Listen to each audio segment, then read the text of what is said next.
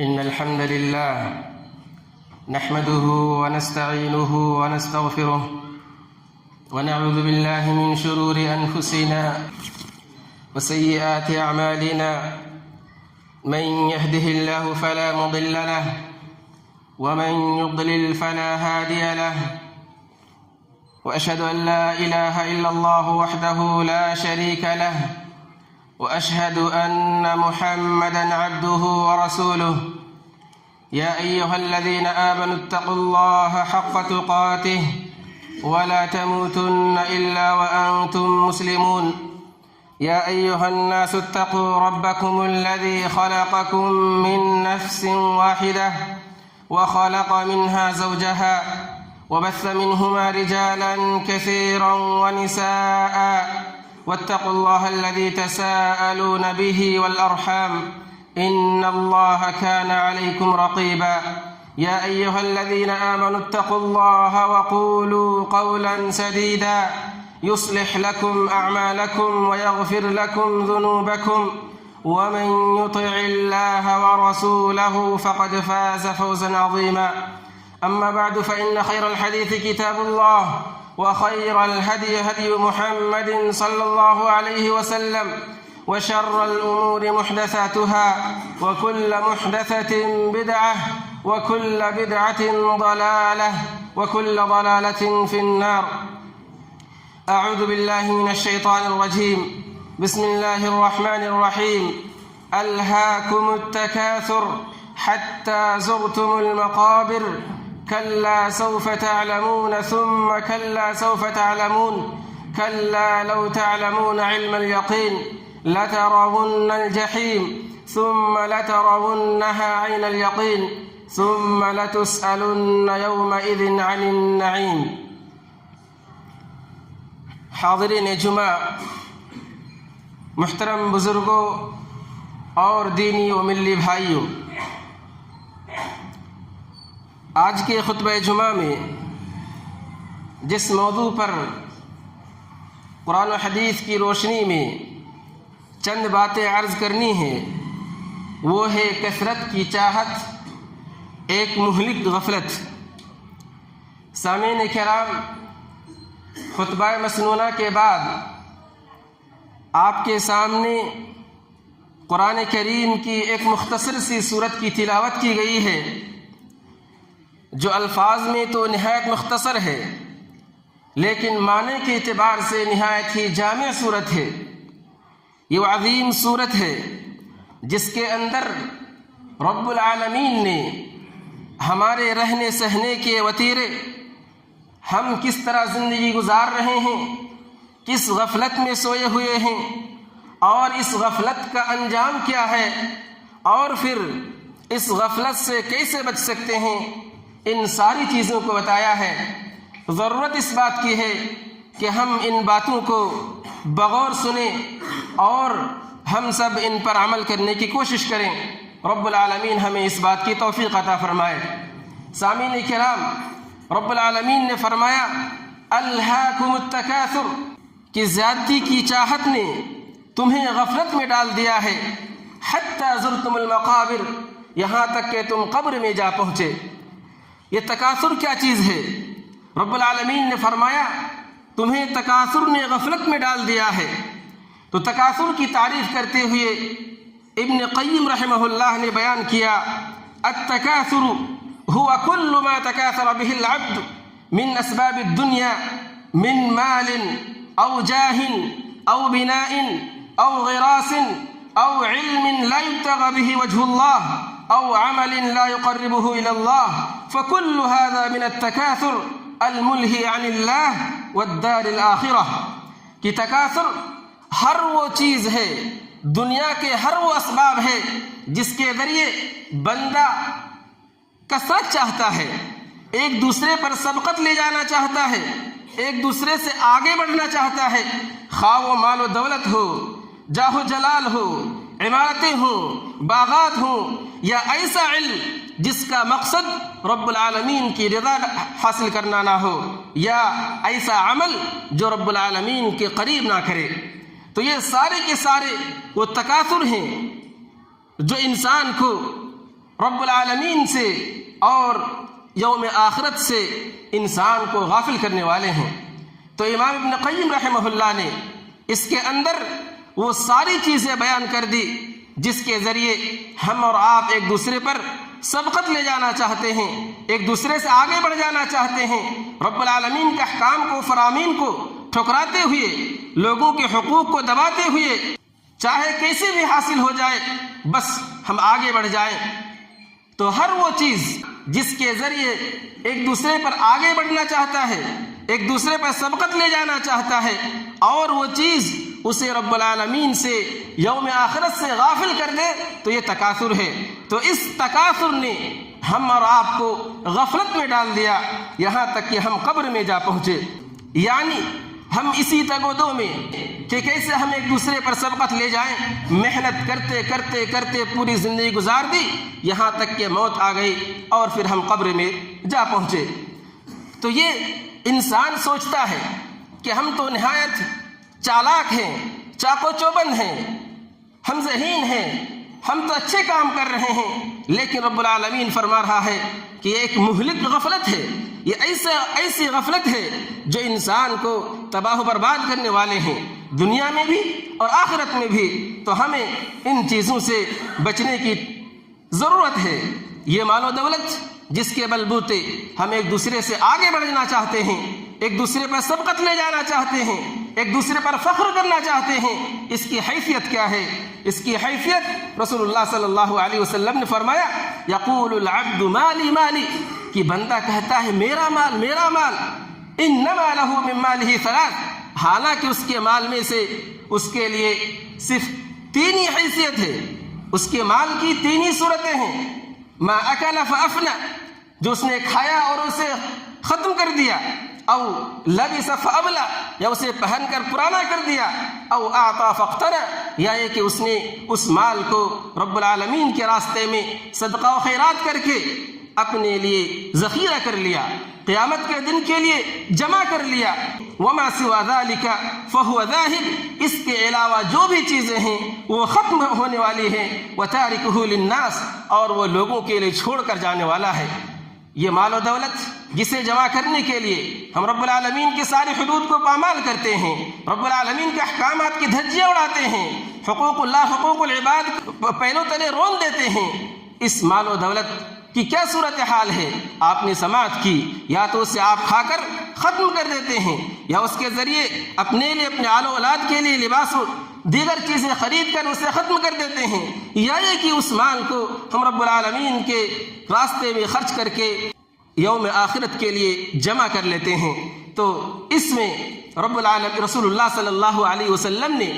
ہمیں جہاں اس مال کی حقیقت کو واضح کیا ہے، وہیں اس بات کی بھی تعلیم دی کہ ہم ان مال میں سے رب العالمین کے راستے میں بھی ضرور خرچ کریں، کیونکہ ہم جو خرچ کریں گے وہی کام آنے والا ہے، اس کے علاوہ سب ضائع و برباد ہونے والی ہے۔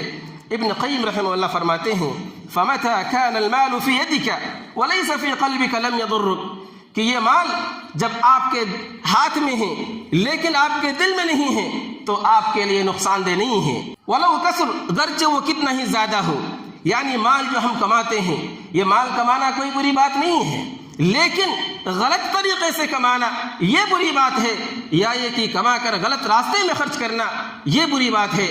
بس اسلام نے ہمیں تبتل کی بھی تعلیم نہیں دی ہے، رہبانیت کی بھی تعلیم نہیں دی ہے کہ ہم کچھ کام نہ کریں، بس بیٹھ جائیں اللہ اللہ کرتے رہیں، ایسا نہیں ہے۔ ہم صرف بیٹھ جائیں، کچھ کمائیں نہیں، کچھ کام نہ کریں تو ایسا نہیں کہ ہمارے پاس یوں ہی چل کر آ جائے گا، نہیں، ہمیں اسباب کو بھی اختیار کرنے کا حکم دیا ہے، محنت کرنے کا حکم دیا ہے، ساتھ ہی ساتھ ہم کس طرح کمائیں، کس طرح یہ مال جمع کریں اس کی بھی تعلیم دی ہے۔ تو جہاں تبتل کی گنجائش نہیں ہے، رہبانیت کی گنجائش نہیں ہے، کام دھام چھوڑ کر صرف ایک کونے میں بیٹھ جانے کی گنجائش نہیں ہے، وہیں مال کمانے کے لیے ہر طرح کے راستے اختیار کرنے کی گنجائش نہیں ہے۔ یعنی مال کمانا ہے لیکن صحیح طریقے پہ کمانا ہے۔ جب ہم صحیح طریقے پہ کمائیں گے، ہمارے ہاتھ میں مال ہوگا لیکن ہمارے دل میں نہیں ہوگا، یعنی جس کے دل میں مال بیٹھ جاتا ہے پھر اس کے ہاتھ سے نہیں نکلتا ہے، اور اللہ کے راستے میں صدقہ نہیں کرنا چاہتا ہے، خرچ نہیں کرنا چاہتا ہے، اگر ایسی صورت ہو گئی تو پھر یہ مال ہمیں نقصان دینے والی ہے۔ وَمَتَى كَانَ فِي قَلْبِكَ ضَرَّكَ، اور اگر یہ مال آپ کے دل میں ہو گیا تو پھر آپ کو نقصان پہنچائے گا۔ وَلَوْ لَمْ يَكُنْ فِي يَدِكَ مِنْهُ شَيْءٌ، اگر آپ کے ہاتھ میں اس میں سے کچھ بھی نہ ہو، یعنی ایک فقیر آدمی بھی اگر اس کے دل میں یہ بات بیٹھ جاتی ہے، مال کی محبت بیٹھ جاتی ہے، تو پھر ایک روپے بھی خرچ کرنا نہیں چاہتا ہے۔ لیکن اگر غنی سے بھی غنی آدمی ہے، مالدار سے بھی مالدار ہے، لیکن اس کے دل میں نہیں بیٹھ گیا ہے، اس کی محبت نہیں بیٹھ گئی ہے، وہ یہ جانتا ہے کہ یہ مال جس ذات نے دیا ہے وہی ذات اس کو چھیننے پر بھی قادر ہے، تو اس کے پاس مال کے ریل پیل ہونے کے باوجود وہ اللہ کے راستے میں خرچ کرتا ہے،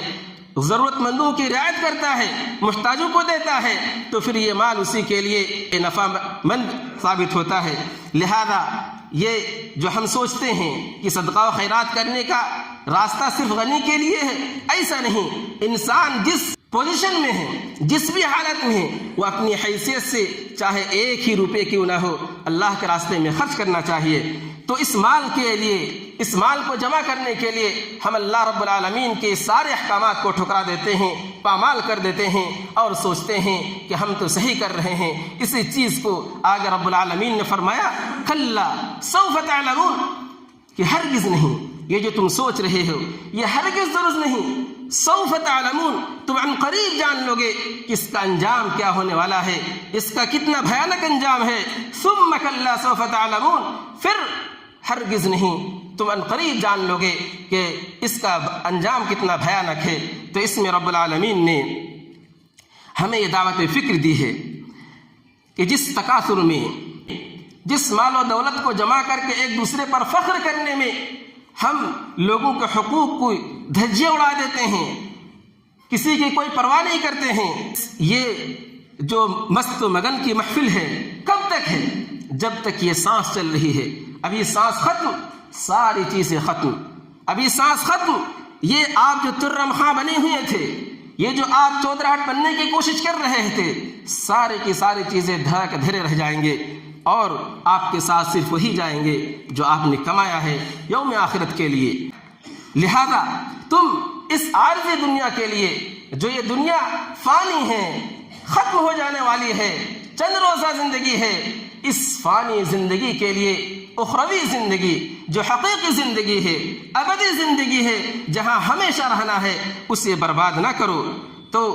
رب العالمین نے اس کے اندر ہمیں اس بات کی تعلیم دی کہ ہم مال و دولت کمائیں، لیکن رب العالمین کے حقوق کو بھی سمجھیں، رب العالمین کے حقوق کو بھی جانیں، اور رب العالمین کے جو بندے ہیں اس دنیا کے اندر، ان سارے بندوں کے جو آپ پر حقوق عائد ہیں، ہم پر حقوق عائد ہیں، ان حقوق کو بھی جانیں اور اس کی پاس و لحاظ رکھیں۔ دنیا کی حقیقت کیا ہے؟ رب العالمین نے فرمایا اعلموا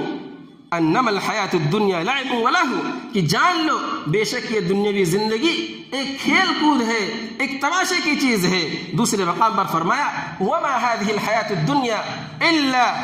لہو ولعب وان الدار الاخرۃ لہی الحیوان، کہ یہ زندگی تو صرف اور صرف کھیل کود اور تماشے کی جگہ ہے، بے شک اخروی زندگی وہ اصل زندگی ہے، وہ ہمیشگی کی زندگی ہے۔ لہذا اس اخروی زندگی کو مد نظر رکھتے ہوئے اس عارضی زندگی پر مست مگن ہو کر اسے برباد نہ کرو۔ تو رب العالمین نے ہمیں اس میں اس دنیاوی زندگی کی حقیقت کو سمجھنے کی تعلیم دی ہے۔ آگے فرمایا کلا لو تعلمون علم الیقین، کہ ہرگز نہیں جو تم یہ سمجھتے ہو کہ ہم جمع کر لیں گے، دوسرے کے حقوق کو جمع کر کے آگے بڑھ جائیں گے، ہم کامیاب ہیں، یہ ہرگز درست نہیں۔ لو تعلمون علم الیقین، کاش کہ تم لوگ یقینی طور پر اس کا انجام جان لیتے، یعنی اگر تم اسی طرح جس طرح دنیا میں کسی چیز کو دیکھ کر یقین کر لیتے ہو، اسی طرح اس کے انجام کو بھی یقینی طور پر جان لیتے، تو پھر اس غفلت میں نہ پڑتے اور اس دنیا کی معمولی چیز میں پڑھ کر آخرت کا سودا نہ کرتے۔ یعنی اگر ہم یقین کامل کے ساتھ یہ جان لیں کہ ہمارا انجام کیا ہونا ہے، تو پھر یہ تکاثر ہمیں اللہ کی اطاعت سے غافل نہیں کر سکتی ہے۔ لہذا پتہ چلا کہ ہمارے اندر یقین کامل کی، مکمل یقین کی کمی ہے۔ اگر ہم نے مکمل طور پر یقین کر لیا کہ اس کا کتنا بھیانک انجام ہونا ہے، تو پھر ہم اس غفلت میں نہیں پڑیں گے۔ تو ایک تو چیز اس میں جہاں یہ بتایا کہ ہمیں مرنا ہے اور اس مرنے کے بعد پھر ہمیں اس کا بھیانک انجام بھگتنا ہے، وہیں اس بات کی بھی تعلیم ہے کہ ہم اس غفلت سے کیسے بچ سکتے ہیں، کہ ہم اس دنیوی زندگی کی حقیقت کو سمجھیں۔ یہ چند روزہ زندگی ختم ہو جانے والی ہے، یہ جب تک سانس ہے تب تک یہ ریل پیل ہے، ابھی سانس ختم، ساری چیزیں ختم۔ اور دوسری چیز جو پہلی آیت میں گزر چکی ہے، حتی زرتم المقابر، اس میں رب العالمین نے قبرستان کو زیارت گاہ بتایا، زیارت کرنے کی جگہ بتائی، جہاں اس میں اس بات کی تعلیم دی کہ یہ جو ہم مر جاتے ہیں، یہ مرنے کے بعد بھی یہ ہمیشہ کی زندگی نہیں ہے، بلکہ اس مرنے کے بعد بھی ایک آخری زندگی آئے گی جو حقیقت کی زندگی ہے، اخروی زندگی ہے۔ انسان کہیں جاتا ہے، زیارت کرنے کے لیے جاتا ہے، وہ اس کا ہمیشہ رہنے کی جگہ نہیں ہوتی ہے، بلکہ وہاں سے پھر اس کو اس کی جو اصل ٹھکانہ ہے، جو اصل جگہ ہے، وہاں لوٹ کر آنا ہے۔ تو رب العالمین نے حتی زرتم المقابر کہہ کے قبرستان کو، قبر کو ایک چند روزہ زندگی بھی بتایا کہ وہاں کچھ روز ٹھہرنا ہے، اس کے بعد پھر یوم آخرت آنی ہے، قیامت کا دن وقوع ہوگا جہاں ہم سب کو حاضر ہونا ہے۔ اور وہیں اس بات کی بھی تعلیم دی کہ ہم اس غفلت سے کیسے بچ سکتے ہیں۔ ہمیں گاہے بگاہے قبرستان کی زیارت کرنی چاہیے۔ رسول اللہ صلی اللہ علیہ وسلم نے فرمایا، کنت نہیتکم عن زیارت القبور فزورها فانها تذکر الآخرہ، کہ میں نے تمہیں قبر کی زیارت کرنے سے منع کیا تھا، لہذا اب تم قبر کی زیارت کرو، بے شک یہ قبر کی زیارت آخرت کو یاد دلاتی ہے۔ لہذا ہمیں گاہے بگاہے قبرستان کی بھی زیارت کرنی چاہیے۔ آگے فرمایا، لترون الجحیم، جہنم کو ضرور بضرور دیکھو گے، ثم لترونها عین الیقین، پھر تم اسے بالکل قریب سے یقین کی آنکھوں سے دیکھو گے۔ اس میں رب العالمین نے اس بات کی وضاحت کی ہے کہ مرنے کے بعد جو ہمیں قبر میں جانا ہے، اس کے بعد پھر قیامت کا دن آئے گا جہاں ہم سب کو حاضر ہونا ہے، اور ہم سب دنیا میں جتنے بھی لوگ ہیں، چاہے مسلمان ہوں یا کافر ہوں، مومن ہو یا فاسق ہو، فاجر ہو، جو بھی انسان ہے، ہر انسان، ہر کوئی جہنم کو ضرور دیکھے گا، بلکہ جہنم کے اوپر سے ہر ایک کو گزرنا ہے۔ لیکن جو لوگ متقی ہوں گے وہ اس سے پار ہو جائیں گے، وہیں پہ جو لوگ فاسق و فاجر ہوں گے، بدکار ہوں گے، خطاکار ہوں گے، وہ جہنم میں گر جائیں گے اور پھر اس کا وہ ٹھکانہ ہوگا۔ رب العالمین نے فرمایا، وَإِن مِّنكُمْ إِلَّا وَارِدُهَا كَانَ عَلَى رَبِّكَ حَتْمًا مَّقْضِيًّا، کہ تم میں سے کوئی شخص ایسا نہیں مگر یہ کہ اسے پار کرنے والا ہے، اور یہ آپ کے رب کے ذمے قطعی شدہ امر ہے، یعنی یہ ہو کر رہے گا، ہر کسی کو جہنم کے اوپر سے گزرنا ہے۔ ثُمَّ نُنَجِّي الَّذِينَ اتَّقَوْا وَنَذَرُ الظَّالِمِينَ فِيهَا جِثِيًّا، پھر ہم متقی لوگوں کو، پرہیزگار لوگوں کو بچا لیں گے اور ظالموں کو گھٹنوں کے بل گرا کر چھوڑ دیں گے۔ تو اس میں اس بات کی تعلیم دی کہ ہم جہنم اور اس کی ہولناکیوں کو جانیں، اس کا علم رکھیں۔ اس میں جہاں ہمیں اس غفلت کے بھیانک انجام کو واضح کیا، وہیں اس بات کی بھی تعلیم دی کہ ہم اس غفلت سے کیسے بچ سکتے ہیں، وہ ہے کہ ہم جہنم کا علم رکھیں اور جہنم کے ہولناکیوں کو بھی سمجھیں۔ اور اس میں ایک نقطے کی بات ہے، اوپر فرمایا، کلا لو تعلمون علم الیقین لترون الجحیم ثم لترونها عین الیقین۔ یقین کی تین قسمیں ہیں، ایک ہے علم الیقین، ایک ہے عین الیقین، اور ایک ہے حق الیقین۔ مثال کے طور پر آپ یہ سمجھ سکتے ہیں کہ کوئی شخص شہد بیچنے آیا، آپ کو معلوم ہوا کہ کوئی شخص شہد بیچنے آیا، آپ گھر سے باہر نکلے، آپ نے دیکھ لیا کہ ہاں بیچ رہا ہے، آپ کو علم یقین ہو گیا، یقین کے ساتھ آپ نے جان لیا کہ کوئی آ گیا ہے، کوئی ہے بیچنے والا، پھر آپ اس کے قریب چلے گئے، آپ نے اپنی آنکھوں سے دیکھ لیا، یہ ہے عین الیقین، یقین، آنکھ کی یقین کے ساتھ علم، اور پھر آپ جانے کے بعد اسے چکھ لیے، چکھنے کے بعد آپ کو اب حق الیقین، پورے طور پر یقین حاصل ہو گئی۔ تو رب العالمین نے اس جہنم کے بارے میں فرمایا کہ تمہیں علم یقین بھی ہونا چاہیے، عین الیقین بھی ہونا چاہیے، اور جب وہاں جاؤ گے تو پھر حق الیقین بھی ہو جائے گا۔ یعنی تمہیں اس بات کا علم ہونا چاہیے کہ تم جہنم دیکھو گے، اپنی آنکھوں سے دیکھو گے، اور پھر اگر تم نے اس دنیا میں اپنے اعمال کو درست نہیں کیا تو پھر اسے تمہیں چکھنا ہے۔ رب العالمین ہمیں اس سے بھی بچائے۔ آگے رب العالمین نے فرمایا ثم لتسألن یومئذ عن النعیم، پھر ضرور بضرور تم سے رب العالمین کی نعمتوں کے بارے میں سوال کیا جائے گا۔ رب العالمین نے ہمیں جو بھی نعمت دی ہے، چاہے وہ دیکھنے کی نعمت ہو، سننے کی نعمت ہو، سونگھنے کی نعمت ہو، چکھنے کی نعمت ہو، صحت کی نعمت ہو، چلنے پھرنے کی نعمت ہو، امن و امان کی نعمت ہو،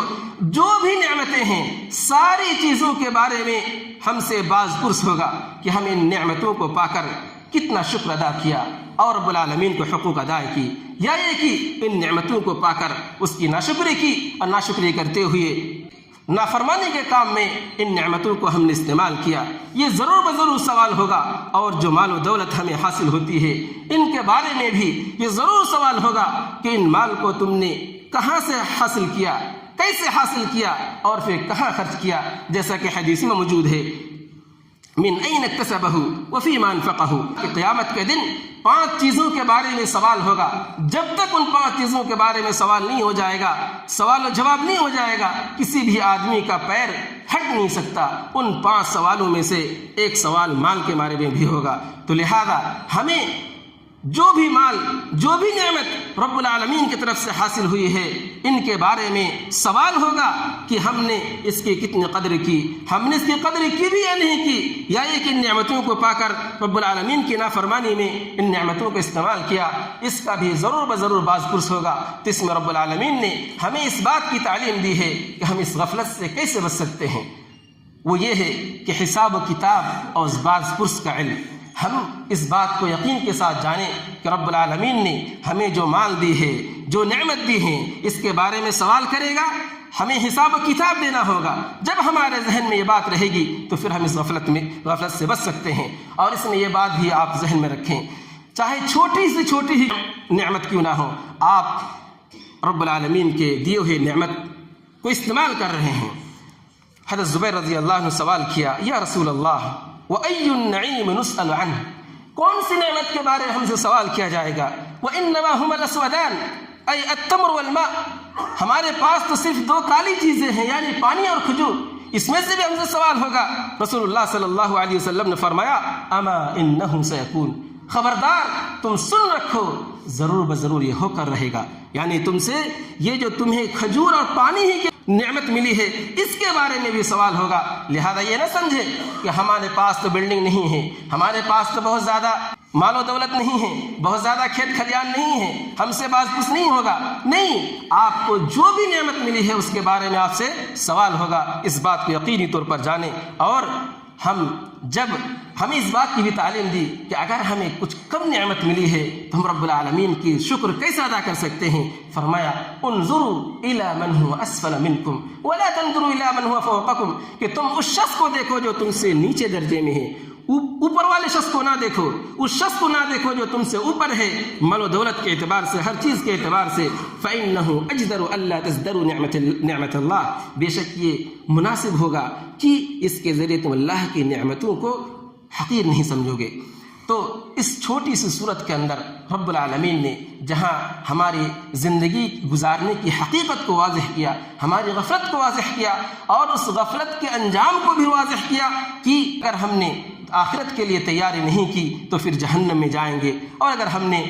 آخرت کی تیاری کی تو پھر جنت میں جائیں گے۔ رب العالمین ہم سب کو جنت کا مقیم بنائے۔ تو رب العالمین نے اس میں ہماری زندگی گزارنے کا وتیرہ بتایا، اس کے غفلت کا انجام کو بھی بتایا، اور اس غفلت سے ہم کیسے بچ سکتے ہیں ان چیزوں کو بھی بتایا۔ رب العالمین ہمیں ان تمام چیزوں کو سمجھنے اور ان پر عمل کرنے کی توفیق عطا فرمائے۔ رب العالمین ہمیں گاہے بگاہے قبر کی زیارت کرنے کی توفیق عطا فرمائے۔ رب العالمین ہمیں باز پرس اور حساب و کتاب کو ہمیشہ یاد رکھنے اور اسے مد نظر رکھتے ہوئے زندگی گزارنے کی توفیق عطا فرمائے۔ رب العالمین جب تک ہم جئیں ایمان و اسلام پر جئیں، اور جب ہمارا خاتمہ ہو ایمان بالخیر پر ہو۔ بارک اللہ لنا ولکم فی القرآن العظیم ونفعنا وإیاکم بالآیات والذکر الحکیم، انہ تعالی جواد کریم ملک بر رؤوف الرحیم۔